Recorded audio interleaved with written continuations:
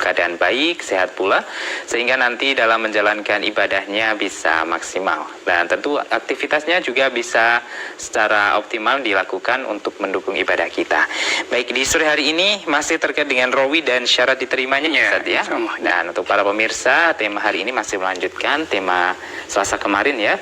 Berarti untuk Anda yang ingin mendapatkan ilmunya secara lengkap, pastikan hari ini tetap menyimak program Risalah Hadis. Dan untuk Anda yang ingin bertanya, kami persilahkan untuk mengirimkan pertanyaannya bisa melalui pesan WhatsApp atau SMS dengan nomor 08112553.000. Sekali lagi untuk pesannya atau pertanyaannya bisa dikirimkan melalui pesan WhatsApp dan SMS di 08112553.000. Baik Ustadz, di sesi pertama kami berikan waktunya untuk penjelasan lebih lanjut terkait dengan tema hari ini, rawi dan syarat diterimanya. Silakan. Alhamdulillah.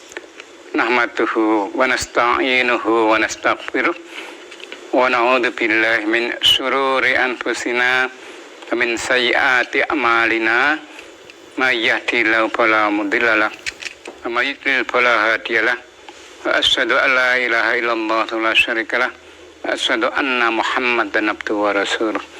Allahumma shalli wa sallim wa barik ala Muhammad wa ala alihi wa sahbihi ajma'in. Kaum muslimin dan muslimat, para pemirsa MTA TV rahimakumullah, dan juga para pendengar Radio Persada FM, Radio MTA FM, dan radio-radio lain yang ikut menyiarkan siaran kami pada sore hari ini rahimakumullah, di mana saja berada. Alhamdulillah, dengan limpahan rahmat dan nikmat dari Allah SWT, kita bisa berjumpa lagi dalam acara Risalah Hadis pada sore hari ini. Pada sore hari ini kita masih membahas tentang rawi wa syurutu qabulihi, yaitu rawi itu orang yang membawa berita, dan syarat-syarat diterimanya perkataan rawi itu. Yang lalu sudah kita bahas bahwasanya syarat diterimanya rawi itu ada dua, garis besarnya ada dua. Syurutu qabil rawi, syarat-syarat terimanya rawi, asma'al jamahiru min aimatil hadis wal fikhi. Asma' yaitu sepakat jumhur para imam hadis dan fikih annahu yustaratu, bahwasanya disyaratkan firawi pada rawi, yaitu orang yang membawa berita dari Nabi itu, sartoni asasiani, dua syarat pokok. Huma, dua syarat itu, awalan al-adalah, rawi itu punya sifat adil atau adalah. Wa ya'nauna biha, dan mereka bermaksud, yang mereka maksudkan dan adalah itu an yakuna rawi, bahasa rawi itu musliman, orang Islam, balighon, balik ketika menyampaikan itu, akilan, berakal, saliman min ababil fiski, selamat dari sebab-sebab fasikan, saliman menakhawa remil muru'ah, dan selamat dari cacat-cacat yang menjatuhkan kehormatan. Yang pertama. Dan yang kedua, sanian adabtu, rawi atau yang berita itu orang yang dobit. Baya'nau nabihi, yang mereka maksudkan dengan dobit di sini adalah ayakuna rawi ghara mukhalifin lisikat. Biasanya rawi itu tidak menyelisihi rawi-rawi lain yang sikat. Wala sayal khifdi, dan tidak buruk hafalannya. Wala fakhisal gholat, tidak banyak kelirunya. Wala mughfilan, tidak lalai. Wala kasirul auham, dan tidak banyak ragu-ragu. Jadi dimasukkan dobit dapet bisa dapet sodri maupun dapet kitabi. Yang merupakan sekali akun rawi, biasanya rawi itu ghairu mukhalifin siqat atau ghairu mukhalifin siqat, tidak menelisik dengan rawi-rawi lain yang kuat, yang siqat. Jadi kalau ada seorang rawi, apa yang dia katakan itu banyak menelisik dari rawi yang siqat, nah berarti itu tidak memenuhi syaratnya apa? Syaratnya terimanya rawi. Jadi orang yang membawa berita dari Nabi itu ada yang bisa diterima, yang makbul, dan ada yang ditolak, mardud gitu. Maka syarat diterimanya rawi tadi yang punya sifat adil dan punya sifat dobit gitu. Jadi kalau satu hadis yang berita itu ada rawi ya, atau pembawa berita rawi dengan satu sama, cuman rawi itu ngitungnya dari atas, rawat dari bawah itu, yang tercela mungkin apa fusul golat, banyak kisah ingatannya, atau su'ul khifdi, buruk hafalannya, atau goblah atau lalem, atau kasratul auham, sering ragu-ragu, atau mukhalafatus siqat, menelisihi rawi-rawi yang lebih kuat, maka ini termasuk rawi yang tidak bisa terima beritanya itu. Nah, satu contoh misalkan ya, ada ini tentang dilihat Daraqutni, tentang ada lewat takbir ya, tentang takbir setelah sholat wajib di hari tasyrik kan. Di situ dalam kitab Daraqutni Suswa halaman 49 nomor 27 sebutkan sana Abu Bakrin Abdullah ibnu Yahya al-Balakhi at-Talhi bil Kufah. Ini syarat yang pertama.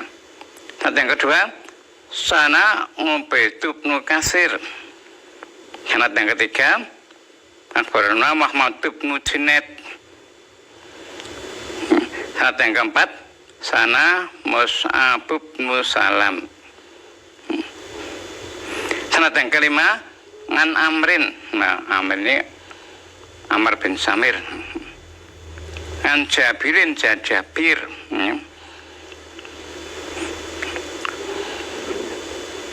Kemudian ngan Abi Ja'far dari Abu Ja'far. Ngan Ali ibni Husain. Ngan Jabir bin Abdillah Khurad dari Jabir bin Abdullah. Ia berkata, karena Rasulullah SAW yukabbiru, beliau bertakbir fi sholatil fajri yauma Arafah, pada sholat subuh hari Arafah tanggal 9 Dzulhijjah, ila sholatil asri, sampai pada sholat asar, min akhiri ayamit tasyrik, akhir hari tasyrik, hina yusalimu minal maktubat, setelah salam dari surat-surat wajib. Nah, di sini disebutkan Imam Daraqutni. Imam Daraqutni itu lahir tahun 306 Hijriah, tepatnya tahun 385 Hijriah. Maka di sini rijal isnad banyak. Kalau misalkan Watok Imam Malik, beliau lahir tahun 93 Hijriah, abad tahun 179 Hijriah, abad 2. Nah, kalau misalkan di Imam Malik ya sanadnya sedikit, jalur sanad. Nah, karena ini Imam Daraqutni wafatnya tahun 385 Hijriah, abad keempat, berarti apa? Rijal isnadnya itu banyak. Kita hitung. Yang pertama Abu Bakar Abdullah bin Yahya serta yang pertama yang ketemu langsung dengan Imam Daruqutni. Kedua Ubaid bin Kasir. 3 Muhammad bin Junaid. 4 Mus'ab bin Salab. 5 Amr. 6 Jabir. 7 Abu Ja'far. 8 Ali bin Husain. 9 Jabir bin Abdillah. Berarti di sini Rijal Isnad Tis'atun. Sanadnya ini ada 9 orang. Dan dari 9 orang ini ada yang dijarah, yang tercela. Yang tercela yaitu Jabir, ya. Tapi bukan Jabir sahabat lainnya. Jabir itu tercela, ya. Dan Amr bin Samir. Amr bin Samir dapatkan dari Jabir. Amr bin Samir diantaranya tentang profil Amr bin Samir dalam kitab Lisanul Mizan juz 4 halaman 422 nomor 6283 disebutkan. Lisanul Mizan itu kitabnya susunannya Imam Ibnu Hajar Al-Asqalani, apa tahun 852 Hijriah. Di dalam kitab Lisanul Mizan dijelaskan tentang perawi Amr bin Samir Al-Jawzajani berkata, zaihun kadzabun, orang yang menyimpang dan pendusta. Zaihun itu menyimpang, kadzabun itu pendusta. Bukhari berkata mungkarul hadis, hadisnya diingkari, katanya banyak meneliti perawi sikot. Nasai dan Daruqutni berkata matrukul hadis, hadisnya ditinggalkan. Matrukul hadis itu yang tertuduh dusta, begitu. Abu Zur'ah berkata dhaiful hadis, hadisnya lemah. Abu Hatim berkata mungkarul hadis jidan, sangat mungkarul hadis, artinya banyak meneliti perawi sikot. Dhaiful hadis, hadisnya ya, dhaif, ya, hadisnya dhaif. Kemudian ini bisa dilihat identitas tentang Amr bin Samir, bisa kita lihat di antaranya pada kitab Lisanul Mizan, itu kitabnya apa, Imam Ibnu Hajar Al-Asqalani juz 4 halaman 422 nomor 6283. Oleh karena dalam sanadnya tadi, ya, itu ada Amr bin Samir yang apa bijarah ini, ya, maka nilainya hadis ini adalah dhaif. Itu ini dhaif. Kenapa sebabnya dhaif?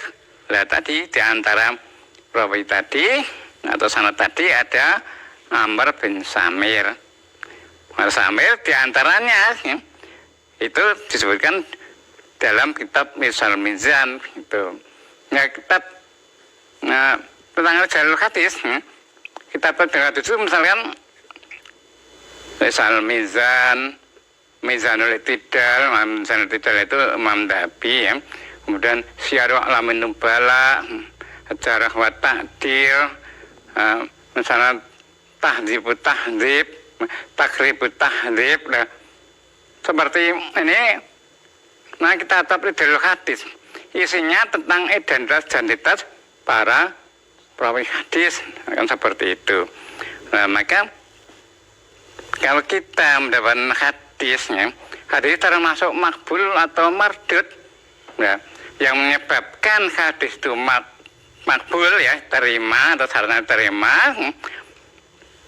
Hadis yang makbul itu hadis sahih dan hadis hasan. Kemudian yang mardud, hadis dhaif dan hadis maudhu atau palsu. Yang menyebabkan hadis itu dhaif itu ada 2. Yang pertama, yang hadis dhaif itu karena sanadnya tidak sambung, ya. Tidak sambung, itu artinya bisa kalau gugur di gugur di awal sanad namanya mu'alaq, kalau gugur di akhir sanad namanya mursal, kalau gugur di tengah sanad namanya munqati. Gugurnya 2 generasi yang berurutan namanya mu'dhal. Baik mu'alaq, mursal, munqati, mu'dhal, ini menunjukkan sanadnya tidak sambung, ya. Karena sanad sambung maka di situ tertolak. Itu sebab yang pertama. Sebab yang kedua, walaupun sanad sambung, kalau di antara perawi tadi ada yang mempunyai sifat-sifat yang tadi menyebabkan hadis itu tertolak atau tidak memenuhi syarat diterimanya berita itu, maka nilainya hadis itu pun juga dhaif atau mardud. Contohnya tadi dalam hadis yang itu saja saya sebutkan tadi, itu di antara sanadnya itu ada namanya Amr bin Samir. Nah, Amr bin Samir ini tadi sebutkan zaikun kadzab, kan di antara seperti itu. Oleh karena dia itu orang yang menyimpang dan pembohong, jadi diarep, maka hadis itu termasuk mardud, maksudnya termasuk yang tertolak. Itulah karena apa? Tidak memenuhi syaratnya tadi, tidak memenuhi syaratnya diterimanya rawi. Karena terima rawinya tadi kan syaratnya yang pertama itu adil atau adalah. Yang syarat yang kedua tapi kan dobit, ya itu ya. Itu. Maka karena tidak memenuhi syarat diterimanya rawi tadi, maka hadis itu termasuk mardud, ya, termasuk dhaif, dikarenakan celahnya seorang perawi atau sanad rawi dan sanad sama, cuman rawi hitungnya dari atas, sahabat itu sebagai perawi yang pertama, tapi kalau sanad sahabat itu merupakan sandaran atau sanad yang terakhir. Demikian, semoga manfaat. Insyaallah yang datang kita masih dalam bahasan ini. Baik, saya terima kasih untuk penjelasannya terkait dengan rawi dan syarat diterimanya, dan ini nanti masih berkesinambungan ya Ustaz ya di Selasa depan, dan tentunya para pemirsa kami himbau untuk selalu tetap menyaksikan Risalah Hadis untuk dapatkan ilmunya secara lengkap ya. Dan kami undang Anda untuk yang ingin bertanya silahkan dikirimkan melalui pesan WhatsApp atau SMS dengan nomor 0811 255 3000. Selepas jeda kita akan kembali dalam program Risalah Hadis.